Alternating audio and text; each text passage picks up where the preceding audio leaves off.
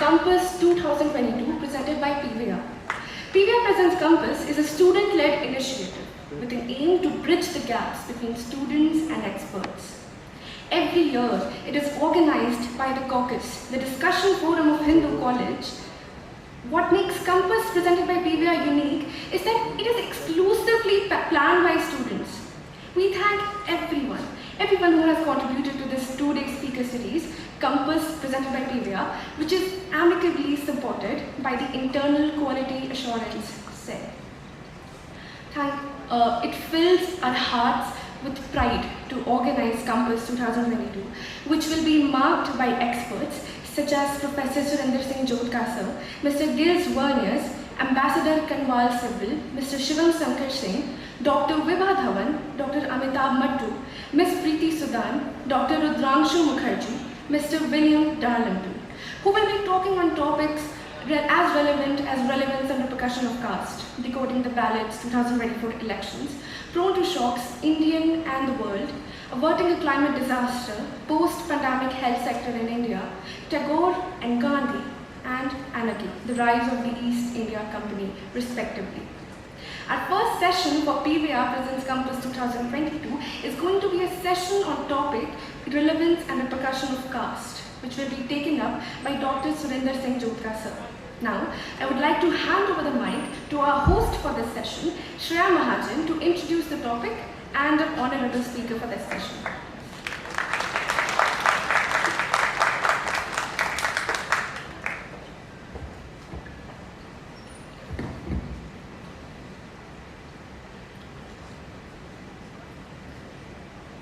Good morning to one and all. On behalf of Caucus, the Discussion Forum and International Cell of Hindu College, I'd like to extend a warm welcome to Professor Jodhka and the audience to the first session of Campus 2022.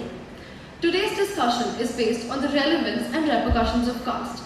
My name is Shreya Mahajan and I will be your host for this session. And with me, I have Kumar Harsh and Siddharth Kaushik as the moderators. Professor Surinder Jodhka is the head of the Center for the Study of Social Systems, School of Social Sciences, Jawaharlal Nehru University. He is a renowned professor of sociology and has years of experience as a well-known writer in the field of social inequalities and caste in contemporary India. His research interests include rural society and agrarian change, development studies, and political social studies of identities. Professor Jodhka is an erudite scholar with several esteemed publications that include Oxford Handbook of Caste in the Modern World, India's Villages in the 21st Century, Revisits and Revisions, Contested Hierarchies, Persisting Influence, Caste and Power in the 21st Century India, and many more. In 2012, he was honored with the ICSSR Amartya Sen Award for Distinguished Social Scientist. We are honored to have him with us today. This discussion is based on the relevance and repercussions of caste.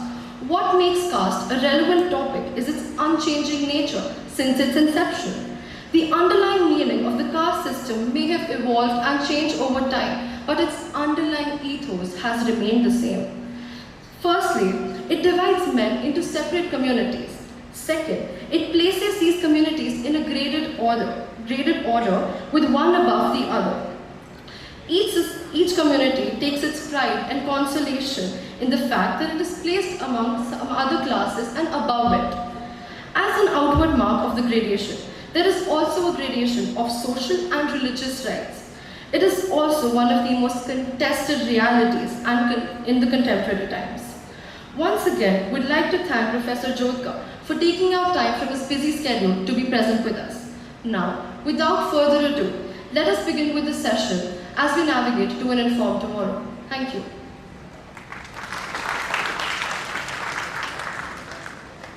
Thank you so much, Shreya, for a wonderful introduction. And I, Kumar Harsh, welcome you all to the first session of Campus 2022. And sincere thanks to you, sir. So, sir, without further ado, we shall begin.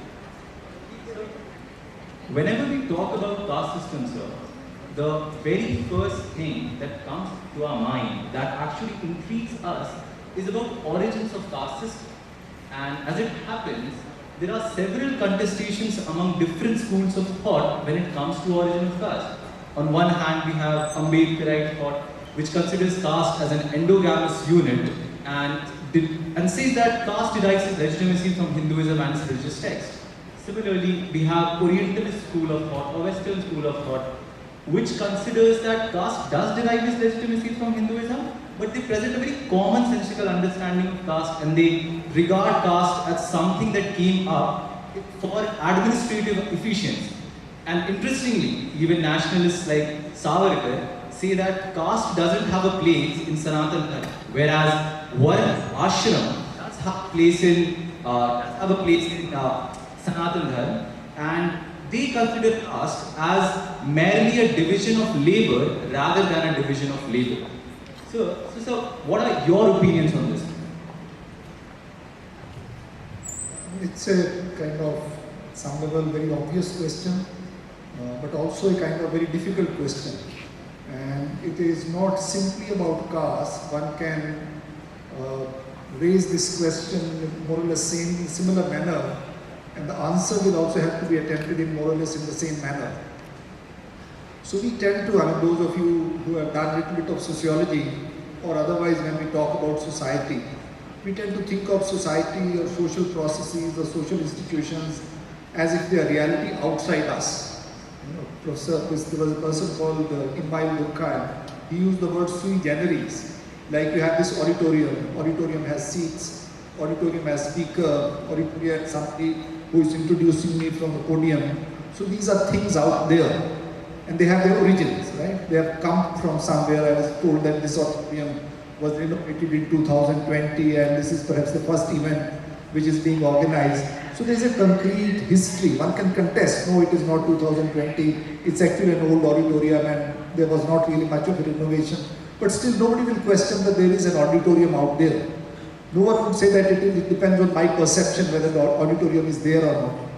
Caste is not like that. Actually, entire social reality is not like that. We are in it, but we are also outside it.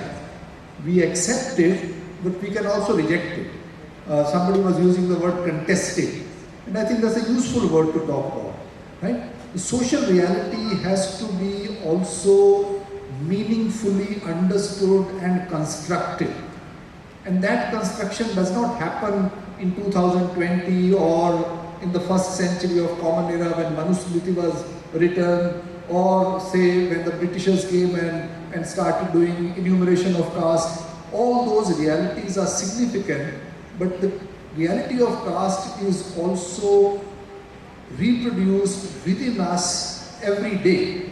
And when we say reproduced, it's like child sitting with a kind of mud and trying to make things up. Its reproduction also implies that caste is constantly changing. So there is an element of fluidity. If one wants to ask this question about family, so what is the origin of family? One can ask this question, valid question. Origin of family, we don't really know. What was the origin of family? But yes, we can say that there are kind of, moment in history when family became monogamous, when most of the families were one man, one woman, and they living together with their children. Or we could say there was a joint family, or there is a joint family. I would say caste is like that. So my own argument or my own research suggests that the word caste is in some sense a foreign word. It is not really an Indian word. Yes, we have jati, we have zaat, we have biradaris, we have this idea of hierarchy and stuff like that. But these were all ideas. On ground, the reality of caste has always been fluid. When we talk about caste today, sitting in this auditorium of National Hindu College, we are talking about caste and its relevance, repercussions with our own context. We are thinking about democracy, we are thinking about residential patterns, we are thinking about inequalities, we are also thinking about marriages and kinship patterns, right? So I think one should raise these questions, but one should also recognize that we are talking about society. And societies are made by us all the time meaningfully, not as we choose them to, but they are also reproduced. There are structures given to us by our parents. How many things do we disagree with them? Right? I also have kids of your age, And on most of the things they would say, no, this is not how I think about it. And this is if they are given to kind of choose, they would choose their life very differently. And we do make our choices. My generation, when we deal with caste, is a very different reality than my grandparents' generation or my parents' generation. But yes, there is a reality of caste. My own simple answer to it would be that caste means ascription-based hierarchies. Hierarchies which are given to us by birth. And these hierarchies have multiple forms, so there is not one single caste system. So I question this very idea of caste system. There are many different kinds of ascription-based hierarchies that have existed in South Asia. When I go to Punjab, the kind of communities and their relationship that exists in Punjab is very different from, say, Tamil Nadu. In Tamil Nadu, Brahmins were not only ritually superior, but they were also very powerful. They owned all the land. In Punjab, Brahmins was not very far from, say, Dalits or marginalized communities. Power was with somebody else. Either it was the urban Khatris or rural Jatsiks. Right? They are the ones who were powerful. Same is the case with Haryana and Gujarat. Communities are different, their titles are different, hierarchy structures are different. But yes, there is a notion of hierarchy to which the level of caste can easily be applied. The manner in which we think about caste today, this is something that was codified and standardized as recently as 19th century when the Britishers began to conduct colonial census across the subcontinent. Yes, Manusmriti has existed, but Manusmriti is a smriti. And you ask any educated Hindu, anyone who is who believes in Brahminical Hinduism, they would say Hinduism has many smritis, right? So within Hinduism also there are many isms which have many kinds of Hinduisms where Brahmins have always been irrelevant. Brahmins are not required for their ritual processes. You ask yourself, people who are sitting here, many of you would come from kind of traditions. I'm using the word traditions, which are known as Shramanic traditions. Not only Buddhists and Jains never needed Brahmins, but within people who call themselves Hinduism, they don't require Brahmins for their rituals. So how would Brahmins be superior for them if ritual status was the only reason for caste hierarchy? So I think one should kind of complicate this question and raise questions. Your generation should raise questions. Yes, the reality of caste exists, but it is something which has come to us historically, transforming itself, and it is transforming right now while we are sitting and talking about it. We have this discussion, maybe you will begin to think about caste very differently. Maybe you would, in some sense, experience and feel caste. Caste is not something, social reality is not only out there, it is also our emotions. It shapes our sentiments, our body language. And all those things make that reality called caste, like gender, like sexuality, like our religious identities, like a family background, like our education, like the place where we come from. When we tell somebody our address, our state, our region, all these are identities. And caste is one of them. So they're always fluid, always contested, but they're not just our choice. There is also history out there. So I want to kind of complicate this question, and rather than providing a single easy answer, somebody would say it is because of racial reasons or Orient. All these things are factors, but they come together very differently in different regions. When you go to Bengal, they come together very different. Are Bhadralok a caste? My answer would be yes, Bhadralok are themselves a caste. But the Bengalis will contest it. No, Bengalis don't believe in caste. Bhadralok is not a caste category. You don't know anything about Bengal. Yes, I don't know about Bengal, but to me as a sociologist, it does look like a kind of ascription-based boundary, that there are some people who are not called as Bhadralok. Otherwise, why would we use the word Bhadralok? Everyone is not a Bhadralok. And what is the difference between Bhadralok and Chotalok? Is it a class division? No, it's not about class. If it is not class, if it involves hierarchy, but it is a recent thing. But that also would be for me a kind of caste system or caste reality which is very modern, which is very recent. So you can't locate it in Manusmriti, you can't locate it in Varna hierarchy, you can't locate it in British census, but it is something which is being produced by Bengalis in Calcutta very actively, very consciously, and it is something like caste. It may not be caste, but this is what caste is like. Thank you so much for that answer. And I do agree with you on that front that caste might be something that is very contested, and as well as it is very fluid in nature. And whenever we talk about caste, one person that actually comes in our mind first, at the top of our head, is Baba Sahib. And my next question for you is regarding that. He says, sir, that one of the seminal works on caste was Baba Sahib's unspoken speech, Annihilation of Caste. He stated, and I quote, "People are not wrong in observing caste. In my view, what is wrong is their religion, which has inculcated this notion of caste. If this is correct, then obviously the enemy you must grapple with is not the people who observe caste, but the Shastras which teach them this religion of caste." Sir, it's been 86 years since Baba Sahib made that statement, and we still don't see ourselves too far from the starting point.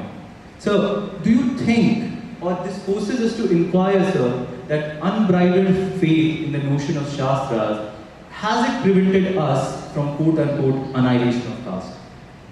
Can you tell me what are Shastras? Yes, sir. Can you tell me what are Shastras? Shastras are basically the injunctions of Hinduism. So when we go back to Rig Veda or Black Yajurveda. Do you have faith in them? Sir, I don't think this is an appropriate place to answer. No, that's not the point. I'm asking this question to answer your question. How many of you have faith in Shastras? How many of you have actually read Shastras or know anything about Shastras? See, Ambedkar said many things, and I don't disagree with Ambedkar on a broader level. But Ambedkar is also located historically at a particular moment, right? His understanding of India also comes from his education, right? He's a very educated person, perhaps the most educated person of his times. He was the only one who had PhDs, 2 PhDs, right? Of all the nationalist movement, he's the only one who was actually educated as a social scientist. Even if annihilation of caste, if you read, he's raising this question, trying to find answers, he contests, and then proposes something. See, one should read Ambedkar as a social scientist, not only as a reformer. Most people think of Ambedkar as a reformer. But the moment I call him social scientist, I have the right to question him as well, right? I should read him with some sense of suspicion. Yes, Ambedkar was great, and he continues to be great. He is perhaps the greatest Indian of modern times, and this is not, I am saying, this was a survey done. Ambedkar also has his own location. The point I am trying to make is that this argument that caste experience, caste belief, caste reality comes from Hindu scriptures has its limitations. Right? It has its limitations because if that was the case, then most of us will not practice caste. The reality is, in one way or the other, all of us practice caste. 95% of marriages in India are within the caste group. I come from a community of Sikhs who completely rejected the idea of hierarchy. Right from day one, Guru Nanak said, I am not going to wear this janeau. And if you want me to wear this janeau, tell me if all these qualities are there in this janeau, otherwise I will not wear this. He actually rejected Shastra. He rejected Hinduism, right? And then he cohabited people like Ravidas and Kabir and all these people, fakirs who were Farid, who had all of them had come out of caste system. So there was a strong opposition to the reality of Brahminical Hinduism even at that time. But if I go to a village of Punjab today, even if I go to religious institutions of the Sikhs, caste is very much present. Caste is everywhere. Why is it there? It is not supported by your faith system. You go to a village of Bihar or Gujarat, I have done field work in Gujarat and Bihar both. Among Muslims of Gujarat, there would be Patels. Patels means their name might be Muslim names, but they are very aware about their caste. Same is the case with Christians and Christianity.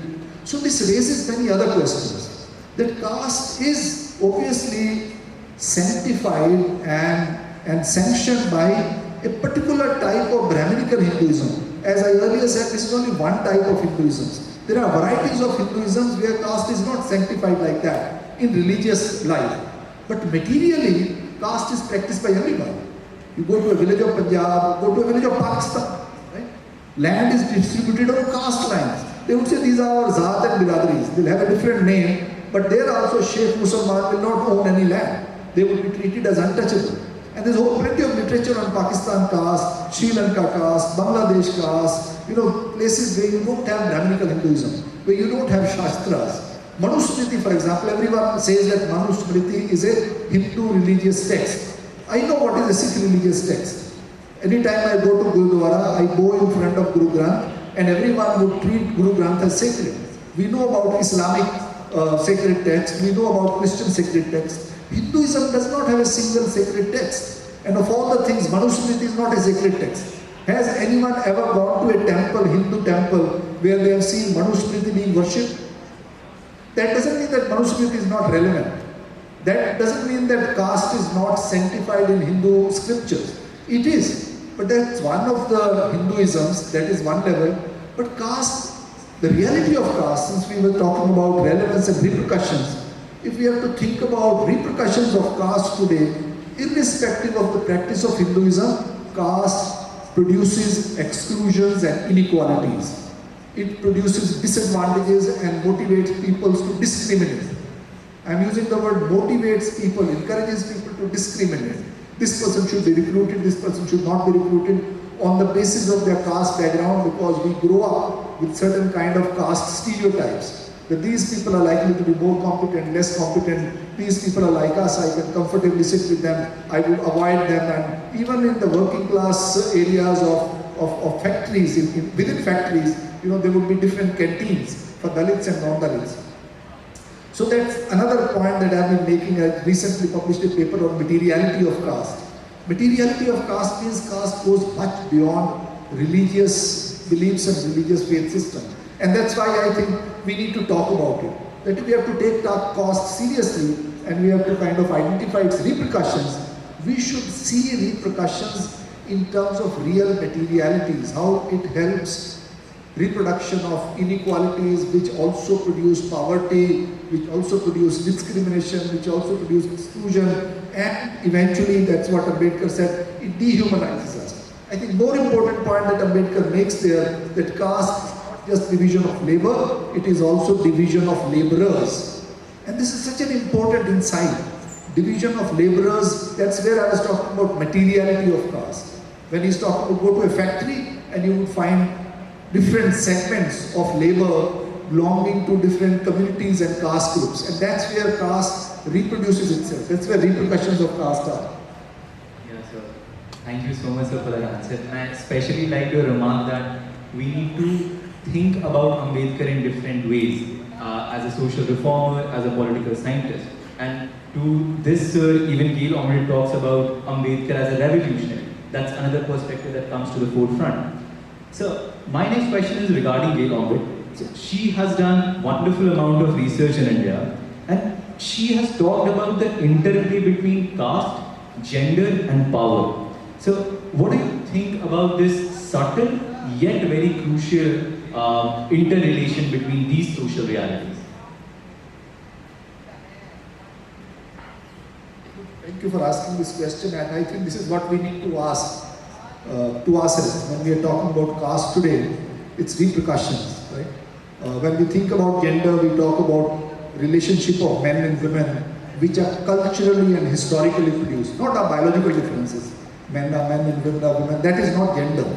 Gender becomes gender when we think about our biological differences, even our sexualities, being culturally cultivated in a particular manner. Our relationships being culturally and socially and politically structured in a particular manner, right? Where certain spaces are not available to women even when they are otherwise available, right? When you go out in dark, somebody wants to go out and have a cup of tea at 11:30 in the night, and if you're alone, for Kumar it doesn't really matter. He can just go out. If he has a bike, he will kickstart his bike and will go somewhere in a corner where he knows the child will be there outside a hospital or somewhere. But if a young woman wants to think about doing this, she would have to think about it 20 times. Because the space is structured like that. That is where gender becomes very critical. Gender is not only us being men and women. These seats of auditorium are also gender, right? How our social life is gender. Our physical space is gender. And I think that's where this whole question of caste and gender, actually it comes from Ambedkar, right? The starting point for caste is actually gender at some level. And the starting point for gender in Indian context is caste. And this is something which we were just talking about, that 95% of our marriages happen within the broad caste group. We might think that we don't think about caste, but we think in terms of compatibilities. And one of those compatibilities factor is class. And along with class is also caste. That ho jayega, you want to get married to this person, it is your choice, but make sure that the person is comfortable with you. And that comfort comes from, obviously, your contemporary social and cultural bringing up. And social and cultural bringing up happens within those caste groups. So the questions of sexuality at various levels are related to gender. And as you know, again I would say it was not practiced everywhere in India.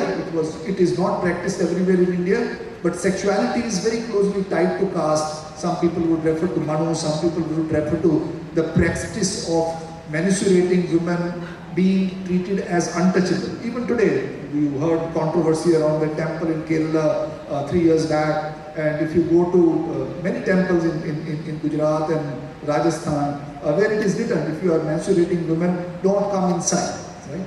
So obviously there is a close relationship between caste and your being man and woman. Right? Who becomes priest? Again, it's gender. Right? Everybody cannot become priest, and in 99.999% cases, it is always the men. Right? How are positions allocated within the caste hierarchy? Who would be becoming member of panchayat, for example, if there is a caste panchayat? And that brings me to the second question about power. Again, power has different meanings. If you are a political scientist, you think about parliament, we think about elections, we think about different institutions, we think about political parties, but power is everywhere. Right? This auditorium also has a power relationship. We are sitting here, we are speaking, you people find us boring, but you still continue to sit there because Kumar will otherwise fight with you after you leave the auditorium. So there is power everywhere. There is power in the classroom, there is power at home, there is power in our interpersonal relationship, in our intimate relationship also. So power is very closely tied to caste, and this takes me back to the point I was talking about earlier, materiality of caste. That caste is not only about ritual, that once you have come back from temple, once the Brahmin has gone after performing rituals, you don't really care about caste. Caste is, as somebody like Pierre Bourdieu would say, it's embodied in us. We are socialized. Our growing up happens very differently depending on where we are located. Right? Like gender is embodied in us. Right? We become men and women not only because we look different. We also, our hands would behave differently. Right? Our smile would be different. The way we would laugh, the way we would sit like this. Right?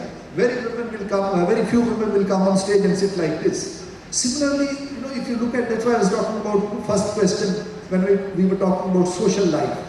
Social life is reproduced very actively and very meaningfully.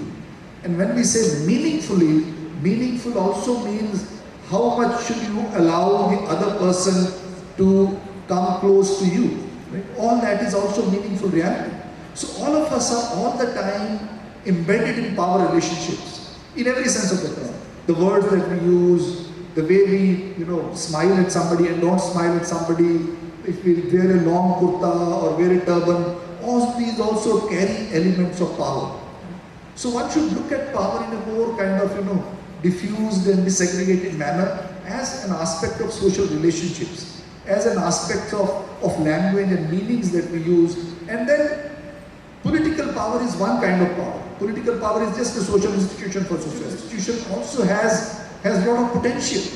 It's a transformative institution. It actually democratizes power relationships. Anybody can become an MP in democratic society. Everyone is a citizen in democratic society.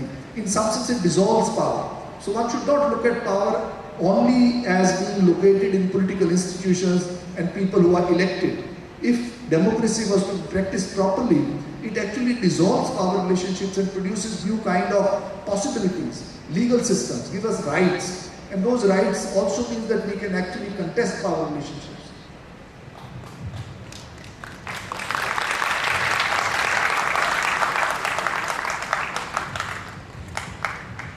So before we move forward, I wanted to revisit one of your previous statements in which you sort of mentioned that there are certain limitations on the idea of exclusively associating caste with Hinduism, right?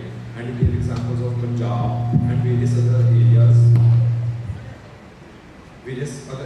where there are social divisions which are a little different from that in Hinduism, right? So I wanted to know, where does this sort of exclusive association of caste with only Hinduism arise from in the general populace? Again, a very important question, and my simple answer would be that's where the idea of Orientalism is very critical. Right? There's plenty of literature on Orientalism.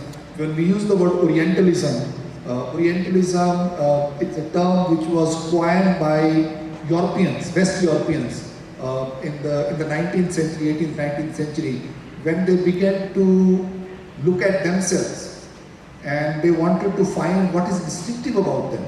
Right? They are so great, they are enlightened. You heard about enlightenment, right? That enlightenment also had to be actually translated into certain kind of notion of self and other. So human civilizations are very, very complicated realities. West Europe was not as civilized as China, India, Egypt and many other parts of the world were until 18th, 19th century.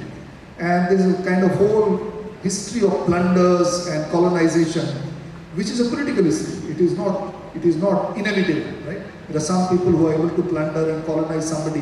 That doesn't mean that they are superior. So what happens is that in 18th, 19th century after colonization, and obviously there was something called enlightenment, but that does not mean that rationality for the first time or science for the first time emerges in Europe or Western Europe. Science has been part of Indian life, science has been part of Chinese life, science is part of human life. Human beings can't be human beings without science. The first young, whatever man or woman who used a tool in order to kill an animal so that they could eat food, or somebody who invented fire, that was discovery. That was not something which happened just because they were reciting some rituals and reading some slokas from a book.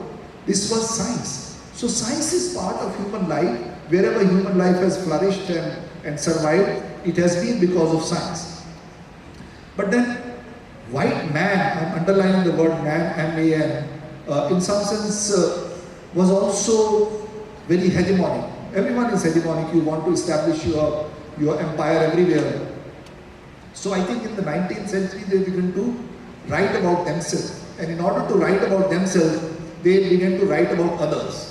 So you have disciplines like Indology, Sinology, and larger Orientalism. And it tries to produce a binary, us and them. That there is something distinctive about Europe. That's why they have been able to become so advanced and so scientific. That's why they are able to colonize the world. And that is because they use the method of science. And that was again a lie, but they were able to produce it so systematically as a theory of human civilizations.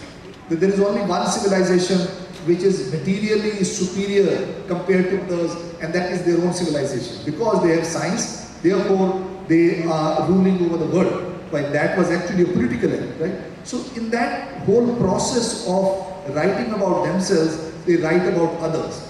And in that, India becomes a very important kind of point of reference. And then that's how India is written about by the West as a land of Hindus. Now the word Hindu is not an Indian word, right? There are obviously, Hinduism is not something which was invented by them. There is Brahmanical tradition which starts with Vedas, and lots of historians have written on it. But there were many kinds of religious practices, and they varied across sub-regions of this place we now call as India. And Brahmanism was part of it, but there were also many other kind of, what I was talking about, different kind of shamanic tradition. We know about Buddhism, we know about Jainism, we know about many other isms, and there were these people who were independent, whom we now call as tribes. They were not tribes as primitive people, they just could not be conquered by outsiders. They were very assertive people, and they had their own regions, and now we have only 7% or 8% of them. At that time there were perhaps 90% of them or 80% of them who lived in sanglas, right? All these words are there in Indian history. So this identification of India with caste, caste with Hinduism, Hinduism with India is an Orientalist construct which becomes normal knowledge by the time we begin to talk about ourselves in the nationalist movement. And that's again a very important connection, because all of them were educated in the European educational system, British education system, and they came to know about themselves through the European and Orientalist writings about India. So I think if you are interested, I think you should read literature on Orientalism and how Orientalism clubs. First it homogenizes India as land of Hindus, and it then constructs Hinduism as one singular religious tradition like Christianity is. And then it produces a very demeaning and very poor image of Hindus. Hindus are useless people because they are divided on caste line. Hindus are useless people because they live in villages, and villages are incapable of progressing on their own. So therefore they need outsiders. Therefore they need white men to come and teach them what is science and what is rationality. So it's actually a very hierarchical and hegemonic construct which at some level was adopted by nationalists, and it has become part of our common sense about ourselves. Thank you so much, sir, for that response. And so, I do agree with you that caste might be only one of the social realities that has so much of contestation, be it Orientalism, or we might even go back to people like Phule, people Peria, who gives different understandings of caste, different understandings of how caste became a reality. But sir, since we have elaborately discussed on the topic, I would like to move ahead. So, I agree that the interrelatedness between caste, class and power makes it a social factor that influences almost every aspect of our life. Be it education, be it job, caste always plays a dominant role. And even the framers of our constitution realized this fact, and that was the primary reason why they instilled the ethos of affirmative action in our constitution. But sir, since becoming a republic, sir, the substance of the affirmative action hasn't changed yet. We still have affirmative action which is merely a prescription of reserving proportional quotas in selected fields, be it legislature, government jobs or education, for designated castes and communities. Sir, do you think that we need to revamp this model of affirmative action? Yeah, obviously yes, there's no doubt about it. To begin with, everyone thinks of reservations as something that Ambedkar pushed for. Historically speaking, if you look at the documents, people like Ambedkar and later on Kashiram, I have written a paper on Kashiram, they were against reservations. They didn't want reservations. Kashiram also said, let's not take reservations, this is a bad thing for us. So generally people think that it was because of Ambedkar that you have reservations. No, responsible for it is Mahatma, right? Actually, Ambedkar wanted separate electorates. Ambedkar wanted political power for Dalits, and that separate electorate would have meant that Dalits would elect their own representatives and then they would sit and fight for Dalits. And that's why Kashiram said that all those people who come under quotas, they end up becoming chamchas. The only small that he wrote was actually called as Chamcha 8. If you're interested, you can just Google Kashiram and my name in EPW, you get that paper of mine.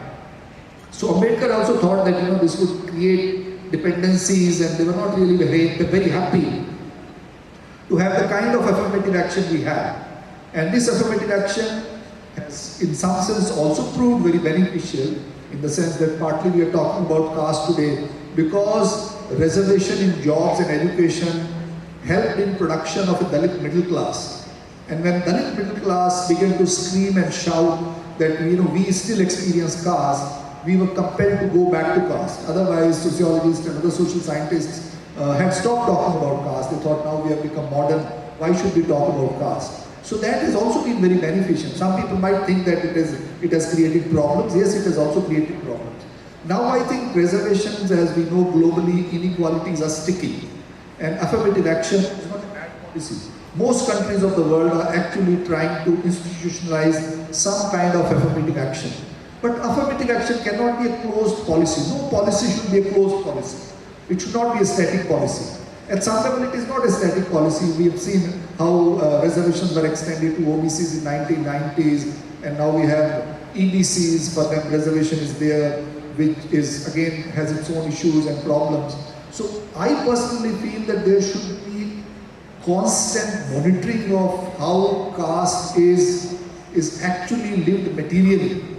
And for that we need commissions, where there is data every 5 years or every 10 years, we need rigorous data.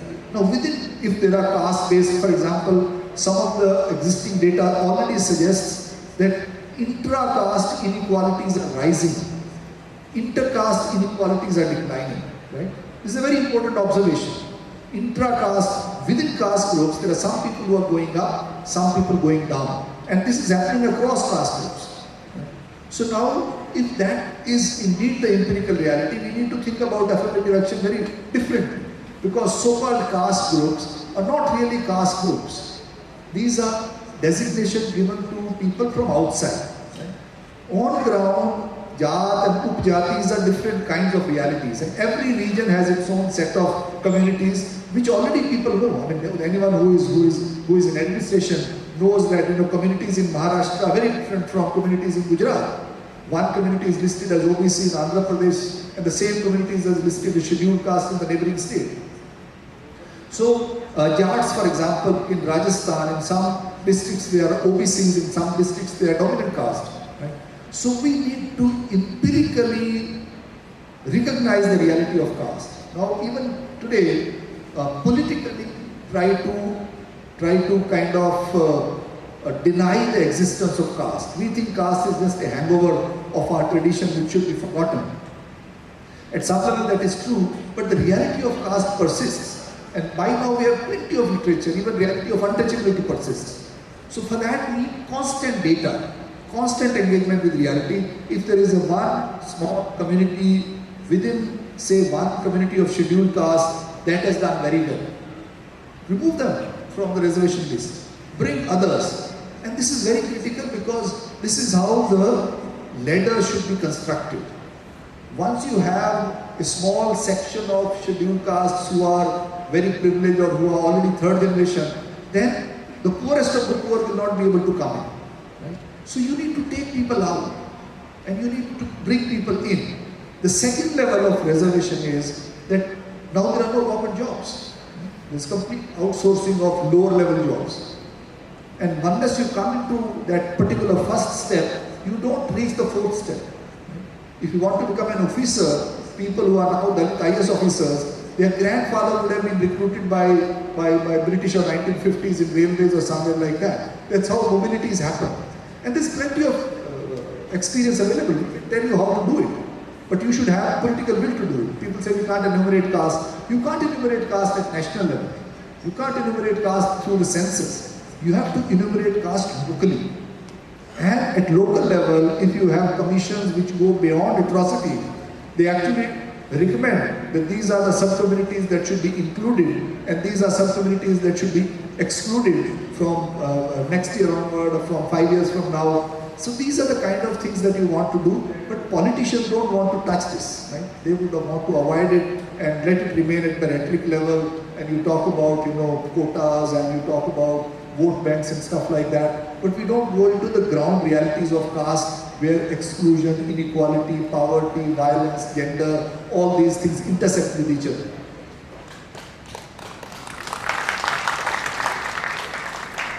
Thank you, sir, for that response, and that was indeed just a prelude to your question because I wanted to ask a very straightforward question from you. So, sir, Professor Deshpande and Professor Yadav talk in their seminal work, Revisiting Affirmative Action, talks about how affirmative action in India needs to have three cardinal features. Number one, an evidence-based approach. Number two, sensitivity to multiple dimensions of disadvantage, including but not limited to caste. And number three, sensitivity to degrees of relative disadvantage. And so they talk about how these disadvantages should be numerically ranked and this should be a better way of having more formulate affirmative action.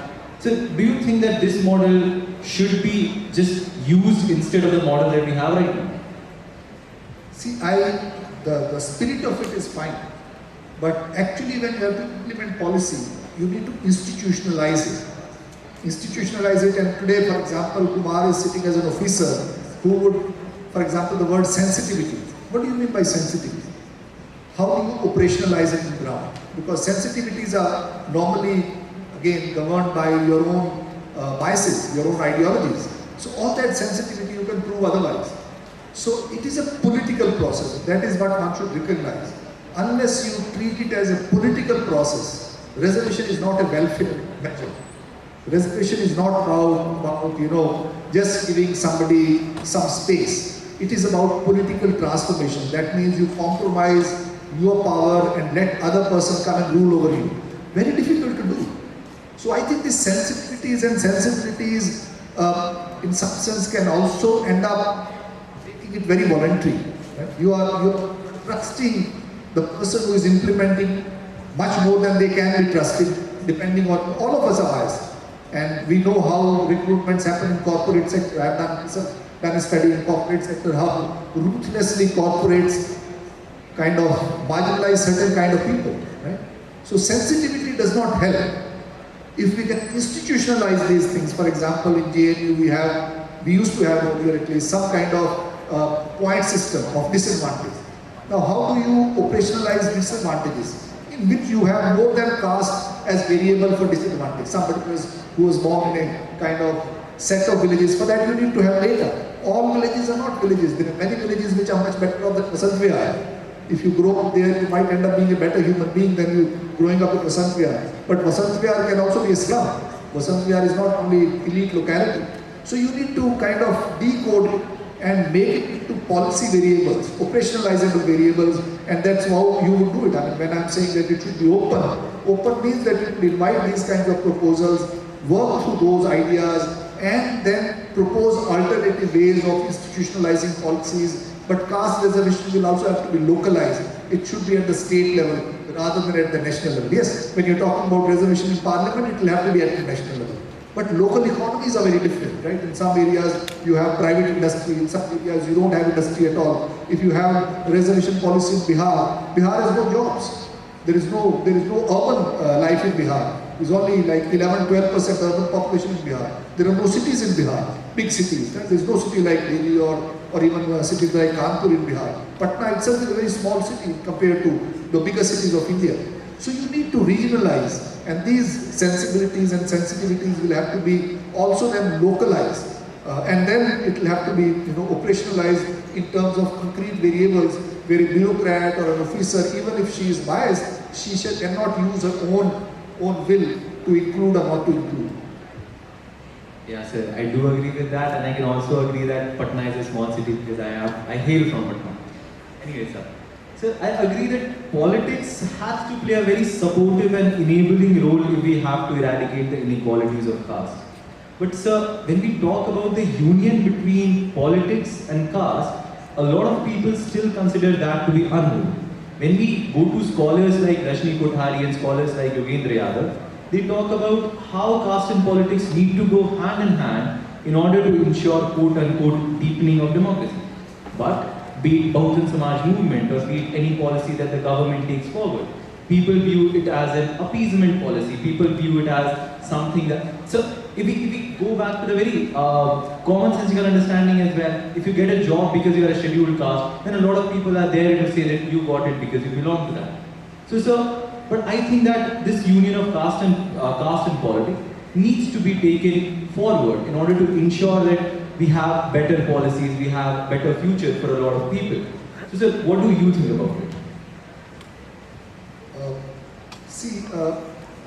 We think of democracy simply as a system.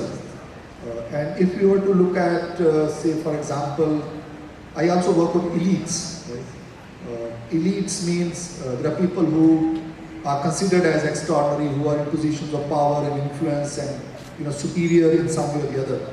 And if you were to look at mobility patterns within the elites in India, the most open domain of mobility has been politics. Right? If you look at classical music, the best singers, you would still find more or less the same kind of hierarchies that existed 200 years back. Same is the case with business. I mean, people talk about millionaires, but very few talk about billionaires. Billion is not really such a big deal anymore. So rich people, according to this place thing called Hurun list, are the ones who have more than 1,000 crores of rupees. Are there any Dalits who have more than 1,000 crore rupees? Who are they, those who have more than 1,000 crore rupees in India? You would find most of them Marwadis, Baniyas, Parsis and few other communities. They all come from certain kind of small set of people. Not in democracy. Who are the top politicians of India? Ever since democracy came initially, first 20-30 years, it was the upper caste, middle class, urban professionals But since 70s onwards, we have seen significant mobility within the domain of democracy. Now what you are talking about, people don't like it. Now there is a contradiction between the actual process of mobility and the Indian common sense. Indian common sense is still hegemonized by the so-called upper caste urban professionals because they control media, they control conversations, they control even education system. So we still have a common sense, which again, subject which has not been studied very critically, which is very, at some level, quote-unquote, upper caste common sense. That is the hegemonic common sense. But the ground reality, if you look at Indian democracy, I think lots of significant changes have taken place. Small towns have become very critical. Villages are very critical. Who will go to the villages if there was no democracy? Who would have farmers if there was no democracy? Right? Elections are very critical. And because of votes, because of democracy, it opens up possibilities of representation. Right? And that representation then translates into all kinds of voices coming together. And those voices can be jarring to middle class individuals like us who are living in urban areas and are kind of more used to listening to Bhimsen Joshi and Beethoven. But those voices are voices from ground. They will be jarring. And that's where I think that is already happening. It's for us to catch up with that and re-articulate the common sense, which is more open and more democratic. As I said, the cultural domain in India continues to be very elitist, of a very old kind, while ground reality of politics has changed already. And we need to find the kind of tuning with that, and that's what people like you, political scientists, need to, in some sense, make people aware of those realities. And that is a good thing. That contestation is a good thing. Thank you so much, sir. I do agree that there are a lot of informal ways of instilling reservation. We might have formal reservations in jobs, in political representation for lower caste. But sir, if we go back to influential positions, be it corporate sectors or big corporations, cabinet ministry or higher echelons of Indian judiciary, all of them continue to be dominated by the so-called upper caste. So this question comes from a very soft corner of my heart. So I really want to know that how do we actually can improve that? So you can't improve that. It's very difficult unless there is political pressure. That's why I said reservation is about political transformations. It's not simply about accommodating people, right? It's happening at some level. It is happening because we are talking about it. Even 5 years back, we would not have talked about judiciary or media as monopolies of certain people. We are beginning to talk about it. Why are we talking about it? We are talking about it because there are people who see themselves not being there even when they are capable, right? 30, 40 years back, women began to scream about their absence from political domain in Western countries. And today there are countries in West where women are more than men in their parliament. So I think changes don't come about because some well-meaning people like Gandhis and Nehrus want to give, accommodate us, chalo bhai tum bhi aa jao, hum bhi aa jaye, ikathe rahenge, ab hum democracy banayenge. Democracy is a political process, right? And unless there are people who are saying that we are not going to come and vote or we are otherwise going to sit here and on the dharna and fight back, nobody is going to accommodate. Right? So these are political struggles. Wherever representation is given, it is not given because of the benevolence. It might happen occasionally. That's the point I was making about how do we institutionalize a process of broadening of the social base. Lots of these things have changed. It's not that it has not changed. University, if you look at the vice chancellors of universities or senior professors and you compare them what the situation was 30 years back, there is a process of democratization. You would say there is also a process of degeneration of some kind. That could also happen. I'm not saying that these are different kind of realities. But in terms of people to think of caste and gender, region and community, you would find all kinds of things happening. The political sphere. Judiciary has insulated itself. That's why it's most exclusionary, right? The moment you insulate something from political process, I'm not talking about politics, but political process, there will be reproduction of privileges. And the fact that these are now being talked about itself is an important point. The fact that you organize this discussion on caste, that we need to talk about relevance of caste and its repercussions. This is how we need to advance this process. 30 years back, even 20 years back, if we had talked about caste, you would have talked about, tell me about Varna hierarchy, tell me about ritual system, tell me about Indian culture, Indian tradition. Yes, that was there at that time. Now we are talking about real things. These are all real things, and this is how we should talk about caste. Thank you so much, sir, for that response. And I do ardently agree with that. There are different contestations of reality as well. As you said, that we have made improvements, but at the same time, the President of India is being denied into a temple because of the caste. So all these matter a lot, and we need to have conversations in order to improve that. So this brings us to the last question of the session, sir. So in one of your writings, you said that the connotation of caste has changed from one closeted cultural and tradition to a more useful contemporary dynamics. And the traditional modes of discrimination are changing into new modes. While this is also one of the realities that we need to accept, but we can't actually give up on the hope to improve it, sir. So this answer would also act as a message to all of the audience, so all audience that are sitting there. So what actually we can do in order to improve that? We have to be aware of it. That's the point that we are doing right now. But I think understanding these realities as social scientists, as students, as young educated citizens of India, I think we obviously need to engage with the realities of caste. I'm using the word realities in plural. So there's not one reality of caste. For example, you use the word tradition, which I was earlier also talking about. Until recently we thought there was one reality of caste, and that was ritual hierarchy and kinship and endogamy and stuff like that. But now there are multiple realities of caste. The old structures of hierarchy do not exist because we don't live in those old structures. We have all come out from villages, we are living in cities, and even those who are living in villages, they don't relate to each other the way they used to earlier. The old kind of Jajamani systems, as we used to call them, they don't exist any longer. Right?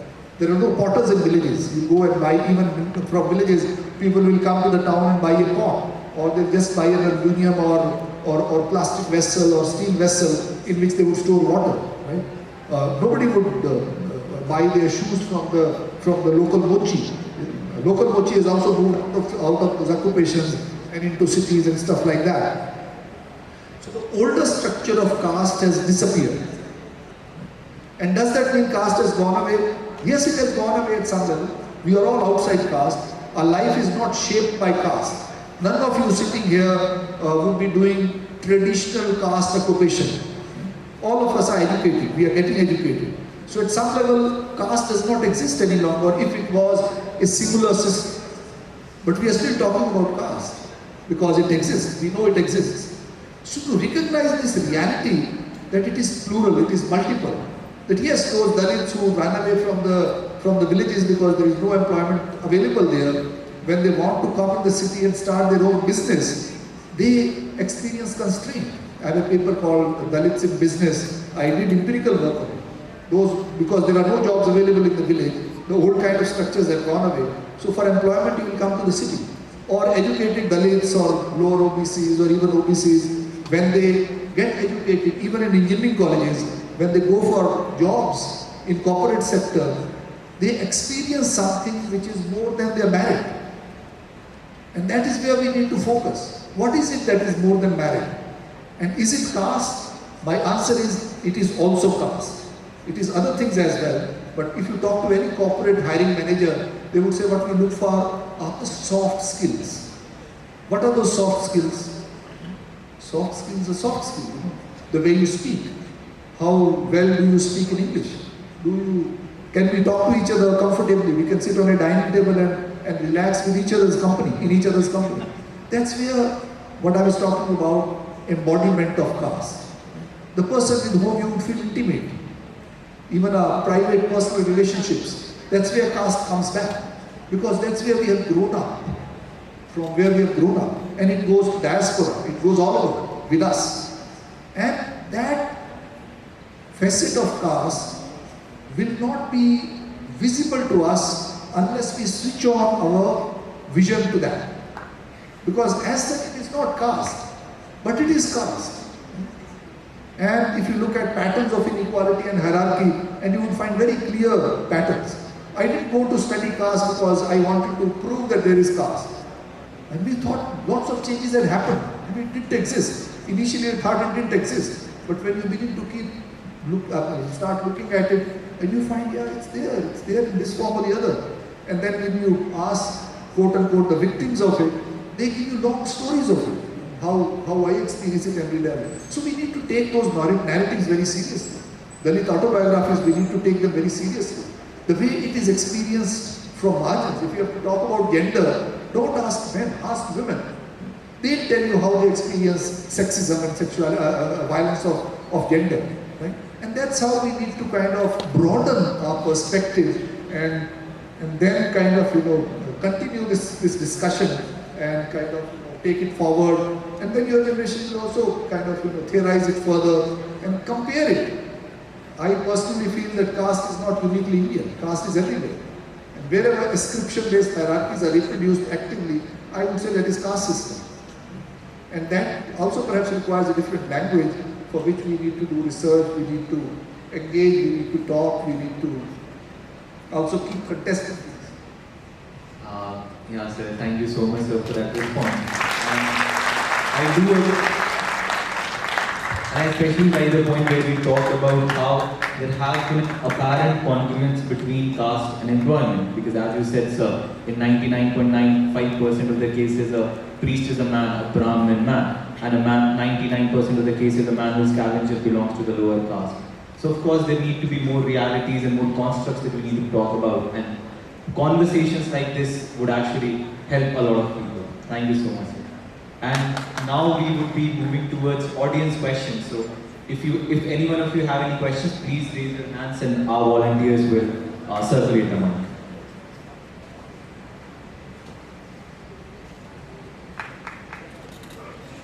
And I would request you to keep the questions short and crisp. Very good afternoon, sir. Thank you, Papas, and thank you, sir, for this session. I have two short questions, interconnected. My first question is, sir, that do you agree that caste is more rigid in Indian villages as compared to Indian cities? And second is that we are living in an era of extreme urbanization, and we are seeing a mass migration. P. Sainath, in his lecture, I listened, he mentioned that I think around 45% of Indian population is migrant in its own nation. So with this rise in urbanization, do you think that it will have an impact on the existing rigidity of caste system?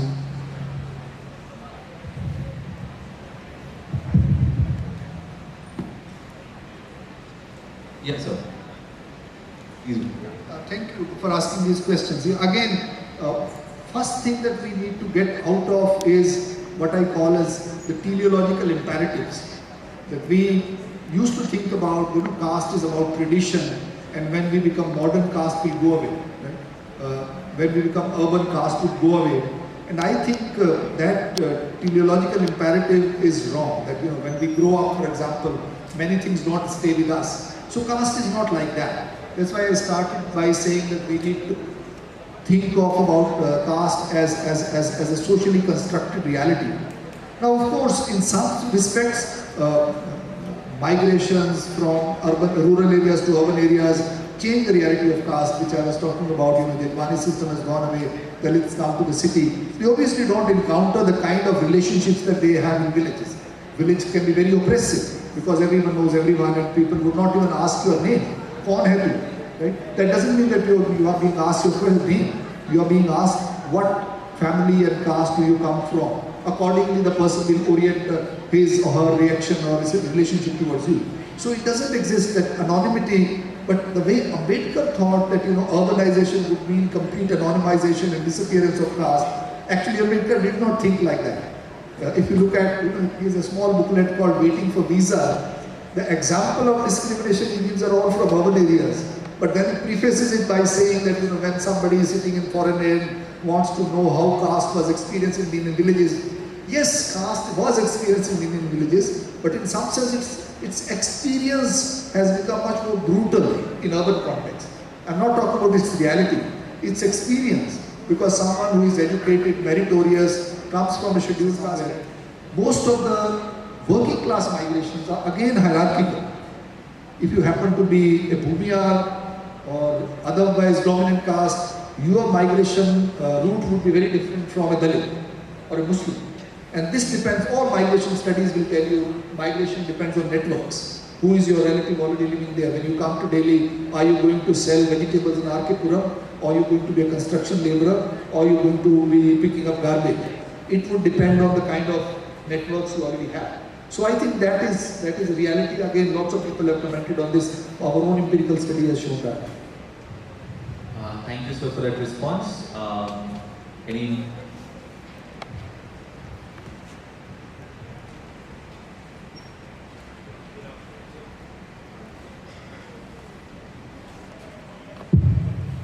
Good afternoon, sir.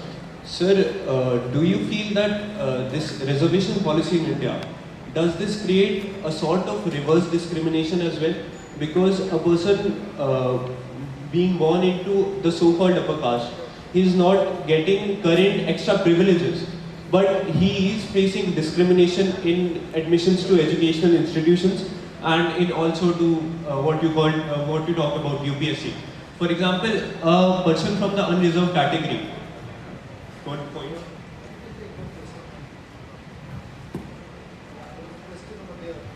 Yeah.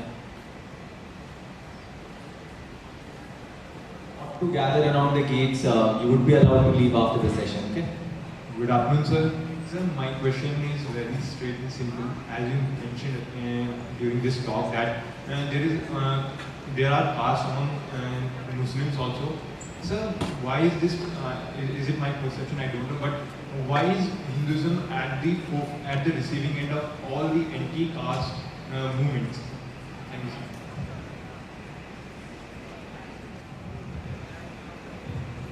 Good morning, sir. So my question to you is that even if we reject the Ambedkarite idea that your adherence to your faith and your religion has a direct relationship with your practicing your caste, so what is stopping the Hindus from uniting if this has a very minimal impact? Because if I belong to certain caste and I dine with some girl or some boy of other caste, it will be called कि तूने अपना धर्म भ्रष्ट कर दिया है. So sir, I think it has a very direct correlation with your religion, with your adherence to religion. So if we reject that idea, so what is stopping the Hindus from breaking the barriers of caste and then assimilating closely? Thank you, sir. Thank you for that question. So should we take more questions? Yeah, one from the back, Ritu, please. That would be our last audience question.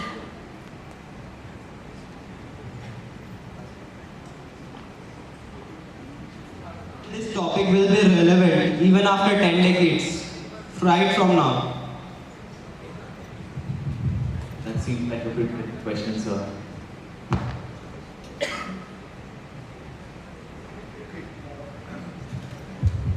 The last question first. Unfortunately, yes. Whatever my own research suggests, our research suggests, inequalities are not new to the world. Inequalities are likely to persist. Discrimination-based inequalities are also likely to persist, and caste-based, caste-like realities are only growing at this moment globally. That's what neoliberal capital has in some sense. Globally, if you look at middle classes are shrinking. Expansion of middle class was a source of hope because that space is much more open to everyone. It was, in India also middle class was expanding, and there was a piece in India Today, I think 2 months back, which is very clearly showing empirical data that middle class is shrinking in India, and this is not unique to India. All over the world in the last 20 years, middle classes have been shrinking, and once you kind of reverse that process, then people who fall back into poverty tend to be people who have lesser volume of social and cultural capital, which again goes with caste, race, gender and stuff like that. So unfortunately, this is going to accentuate in 10 years, 20 years, I would say, maybe 50 years. Unfortunately, that's what it looks like at this moment. 10 years for sure, I don't think in 10 years there are going to be any revolutions of thought. So yes, it doesn't seem like it, if you were to ask me, but we can't predict. It's possible that in 3 years' time the world will change very differently and everything will collapse and we will be all in some sense in crisis, then we'll come out of it differently. Then about Hinduism, why Hinduism is at the receiving end, why Hinduism can't, the Hindus can't get together and come out of it. So, it's a very important question actually, why Hinduism is, that's why I was trying to again and again emphasize on caste among non-Hindus. And Hinduism, even though it has become a very self-conscious religion, but Hinduism is not a Semitic religion. Hinduism is not like Christianity. Hinduism is not like Islam. It's the middle class Hindus who see themselves as Hindus patenting. Brahmin, an Iyer or Iyengar is very different from the neighboring state, Namudri Brahmin of Kerala. They have nothing in common.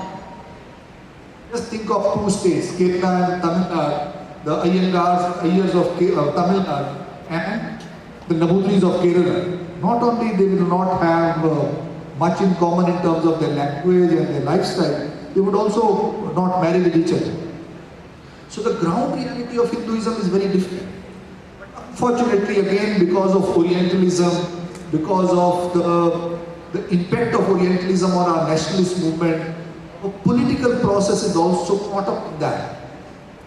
And Dalit movements which only talk about ritual status and Brahmins and Brahminism don't go very far, and we have seen that. Right?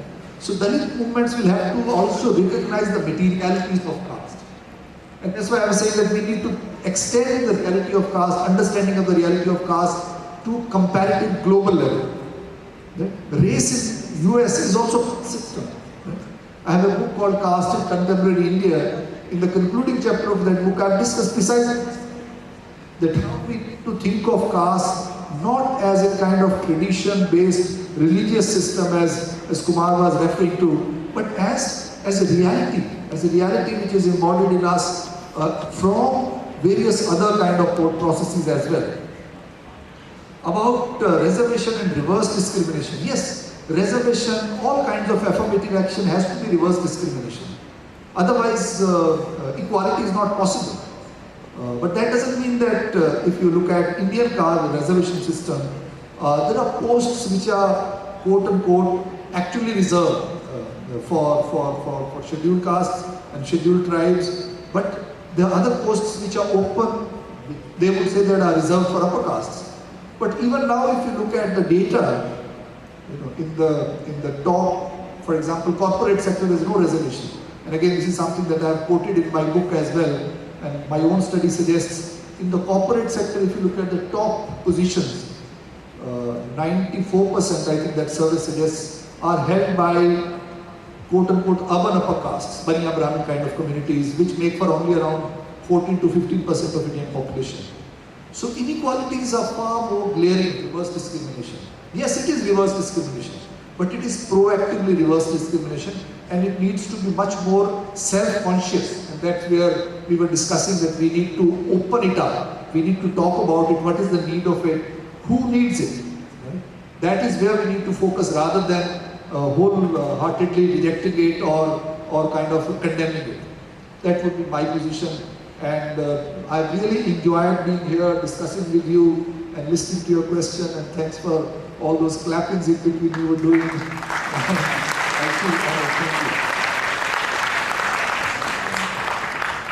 Thank you so much, sir. It is indeed an honor for all of us, for entire Hindu College to have you today.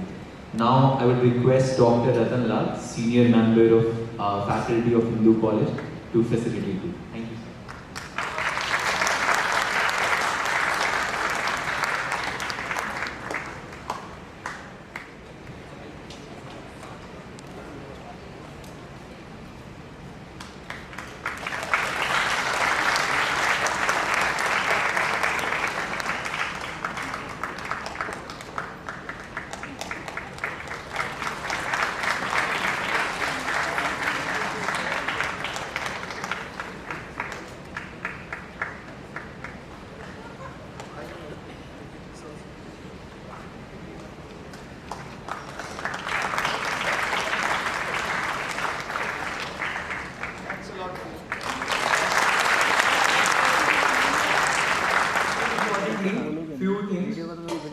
will be the person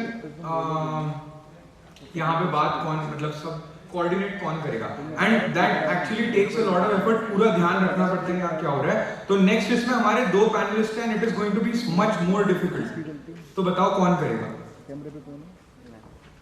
जल्दी बताओ someone has to take a responsibility